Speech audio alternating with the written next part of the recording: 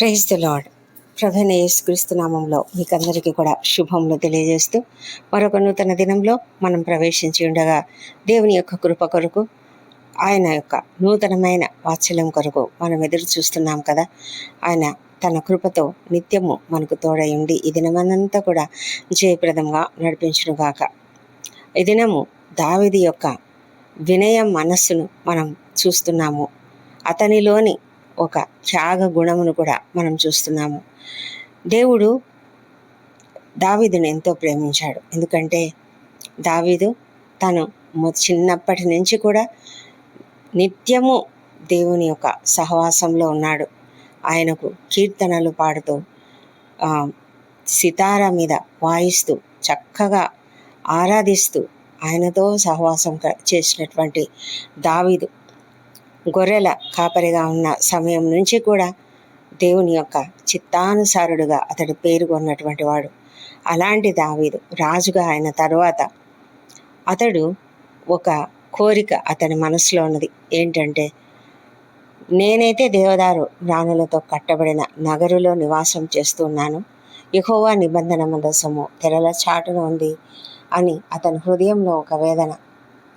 కనుక అతనికి దేవునికి ఒక మందిరం కట్టించాలనే కోరిక, ప్రగాఢమైన కోరిక.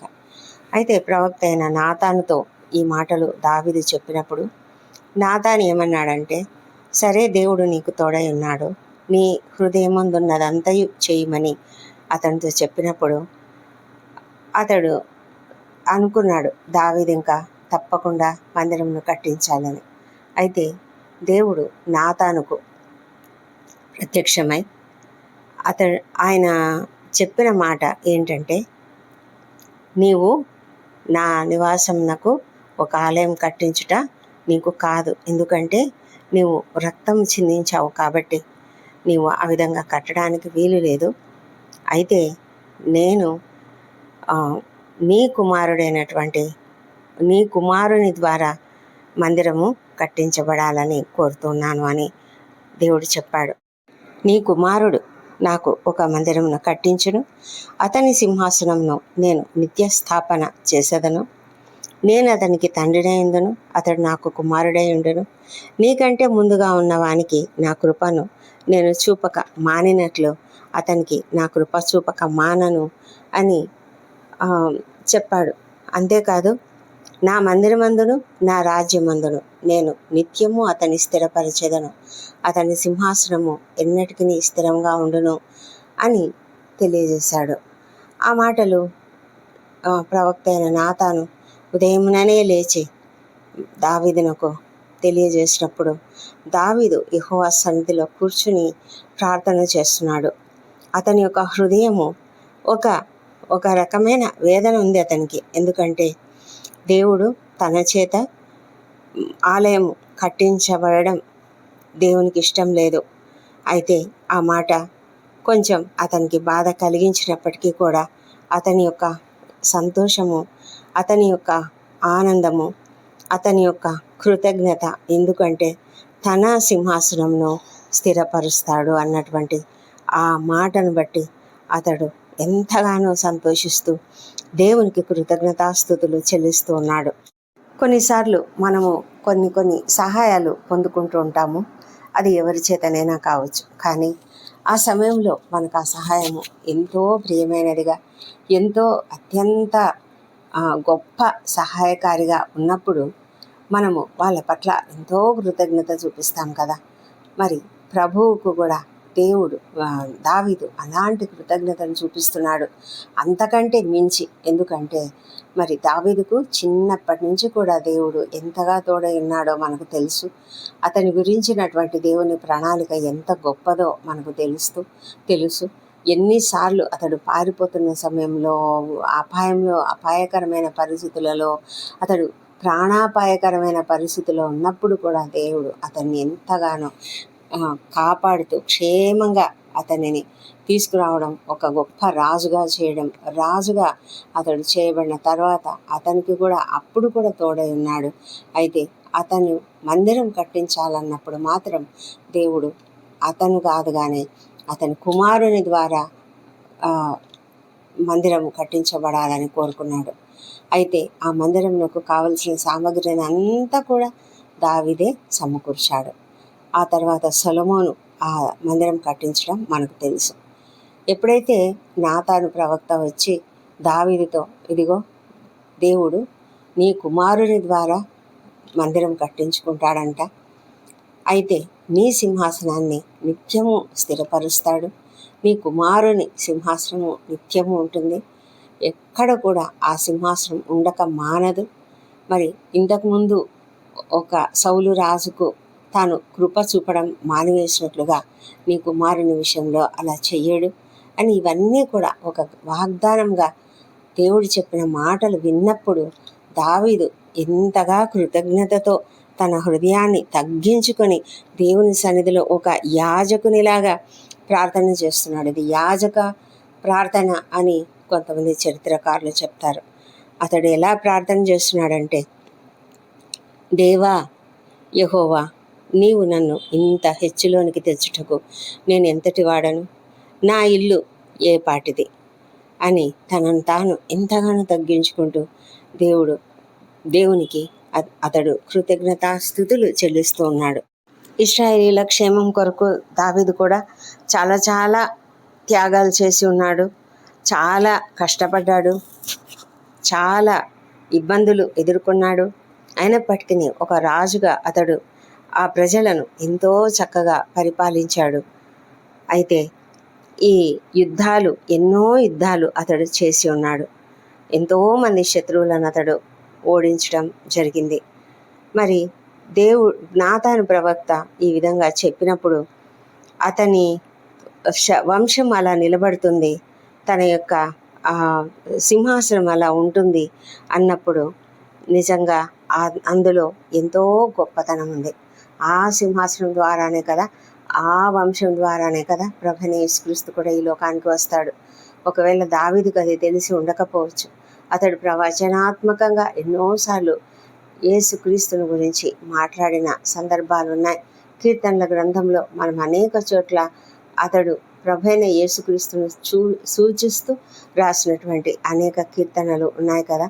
మరి అతడికి ఒకవేళ ఎగ్జాక్ట్గా తెలిసి ఉండకపోవచ్చు, కానీ అతనికి ఏదో అద్భుతం జరగబోతుంది, ఈ సింహాసనం ద్వారా దేవుడు ఒక గొప్ప ప్రణాళిక కలిగి ఉన్నాడని అతనికి తెలుసు. అందుకే అతడు ఎంతో దీనత్వంతో, దీన మనసుతో అతడు ప్రార్థన చేస్తున్నాడు. నేనేమాత్రం వాడను, నేనెంతటి వాడను, నా ఇల్లు ఏ పాటిది. ఇదంతా కూడా దేవా, నీవు కేవలం నీ ఉచితమైన కృపచేతని ఇదంతా చేస్తున్నావు, నీ చిత్తానుసారంగా ఇది చేస్తున్నావు, కాబట్టి నేను ఎంతగానో నీకు కృతజ్ఞుణ్ణి అని అతడు దేవునికి కృతజ్ఞతాస్తుతులు చెల్లిస్తున్నాడు.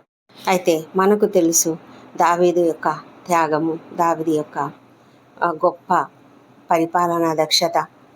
ఆ తర్వాత దేవదారు వృక్షముల చెక్క, మాను, ఇవన్నీ కూడా ఎన్నో మందిరానికి కావలసినటువంటి అనేకమైనవి, బంగారము, వెండి, అన్నీ కూడా రకరకాల ఏమేమి ఆ మందిరం కావాలలో అవన్నీ కూడా సమకూర్చినటువంటి వాడు దావీదు. అయితే ఆ యొక్క మందిరము ఆ తర్వాత సొలొమోను చేత ఇంత చక్కగా ఒక అందమైనటువంటి మందిరం కట్టించబడింది. మరి దావీదుకు తెలుసు, దావీదు తాను చేయవలసినది చేసి మరి తను ఎంతో సంతోషంగా, ఎంతో తృప్తిగా కూడా అతడు మరణించి ఉన్నాడు.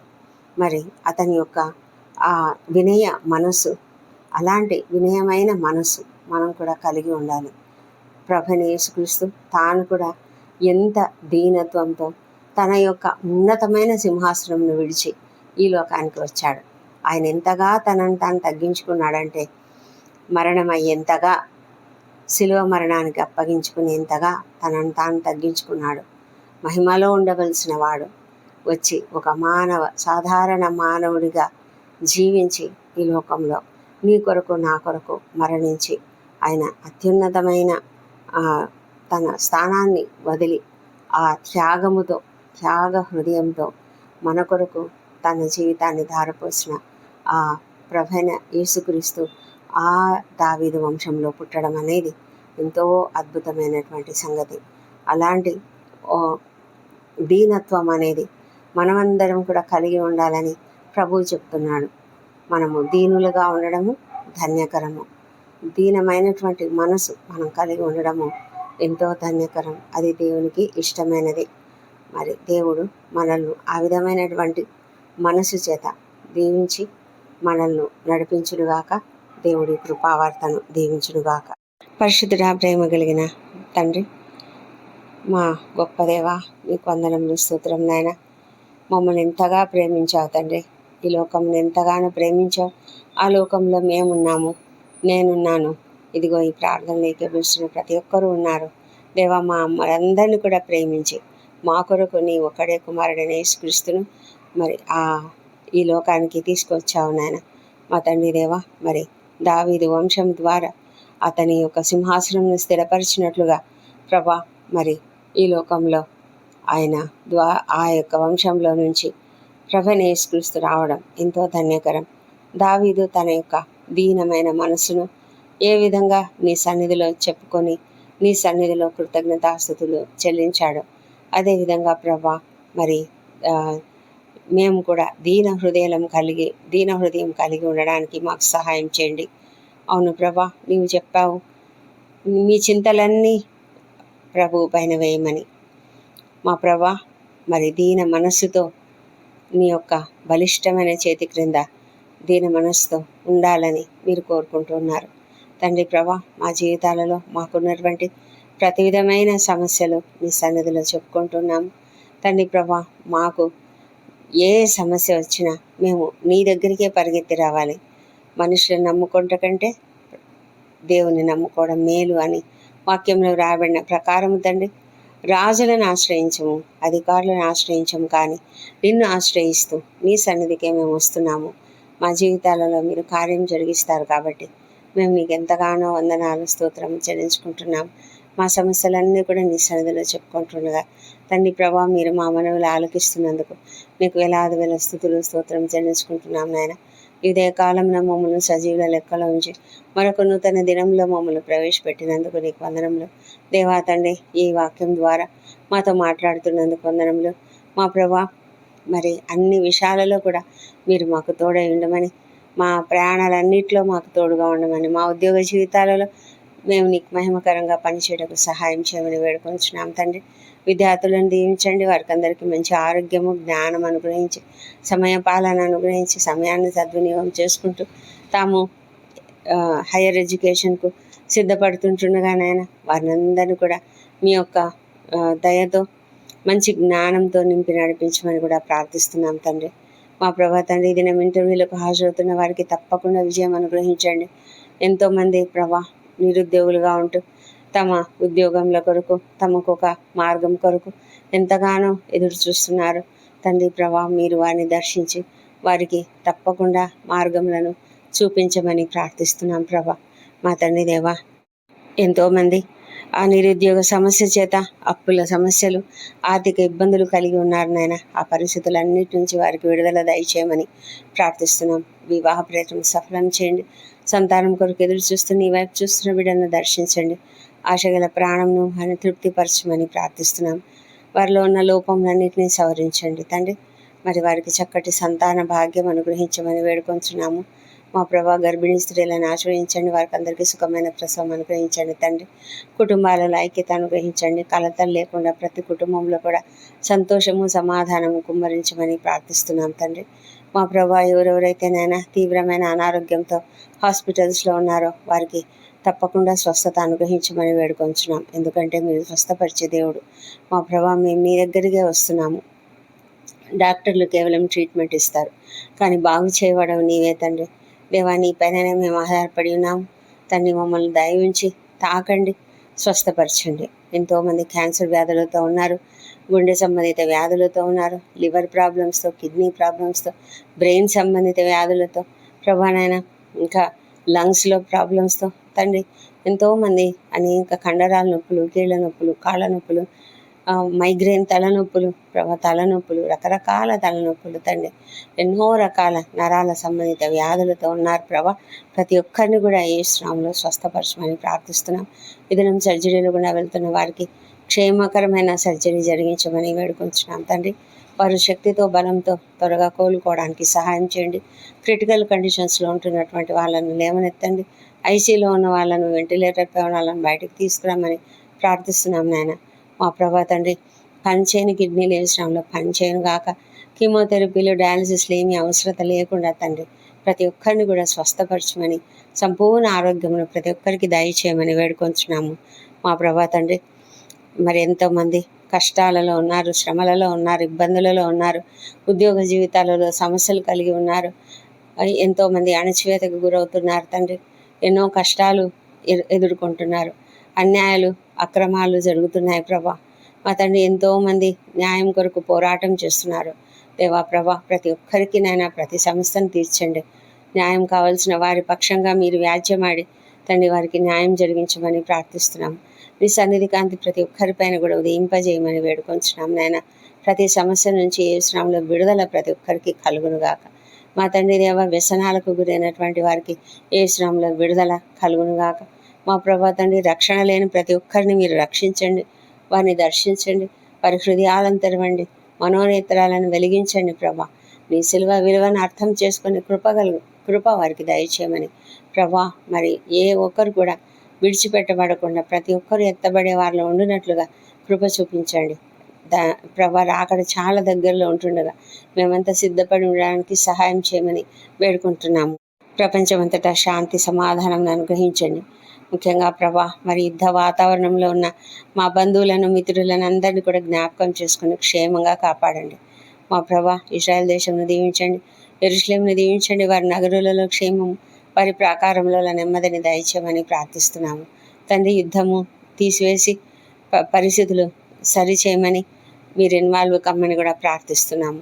మా ప్రభా తండ్రి, మరి ఎక్కడైతేనైనా భయంకరమైన వేదనకరమైన పరిస్థితులు ఉన్నాయో అక్కడంతా కూడా మీరుండి నడిపించమని తండ్రి, మీరు సహాయం చేయమని బ్రతిమాలి అడుగుతుంటున్నాం నాయన. మా తండ్రి, ఒంటరి తల్లులు, ఒంటరి మహిళలు, వృద్ధులు, చిన్నారులు ఎంతోమంది కష్టాలు పడుతున్నారు దేవా, సహాయం చేయండి.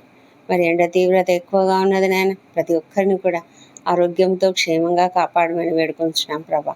మా తండ్రి దేవా, మరి ఈ దినం బర్త్డేలు, వివాహ దినములు జరుపుకుంటున్న బిడ్డను దీవించండి. గడిచిన సంవత్సరం అంతా మీరు వారికి చేసిన ప్రతి మేలను బట్టి నీకు వందనములు. రాబోయే సంవత్సరంలో ఇంకా అధికమైన మేలులను వారికి అనుగ్రహించమని ప్రార్థిస్తున్నాం. మా ప్రభా, వారిపైన నీ ముఖ కాంతిని ప్రకాశింపజేసి సంతోషము, సమాధానం అనుగ్రహించమని వేడుకొంచున్నాం. మా దేశంను దీవించండి. మా దేశంపై నీ పరిశుద్ధ ఆత్మను కుమ్మరించి ప్రతి ఒక్కరూ నిన్ను తెలుసుకునేలాగా సహాయం చేయమని వేడుకొంచున్నాము. మా తండ్రి దేవా, మరి ఈ ప్రార్థనలో ఏకీభవిస్తున్న ప్రతి ఒక్కరిని దీవించి, ఎవరికి ఏ సమస్యలున్నా వాటిని అన్నింటినీ తొలగించి సంపూర్ణమైన నెమ్మదిని అనుగ్రహించమని వేడుకొంచున్నాం తండ్రి. మా ప్రార్థనలన్నీ మీరు అంగీకరించి జవాబులు ఇచ్చినందుకు నీకు వందనములు. ఈ ప్రార్థనలన్నీ మా ప్రభువును, మా ప్రియ రక్షకుడునైన యేసుక్రీస్తు నామంలో అడిగి పొంది ఉన్నామని నమ్ముతూ నీకు స్తోత్రం చెల్లిస్తున్నాం తండ్రి. Amen, amen.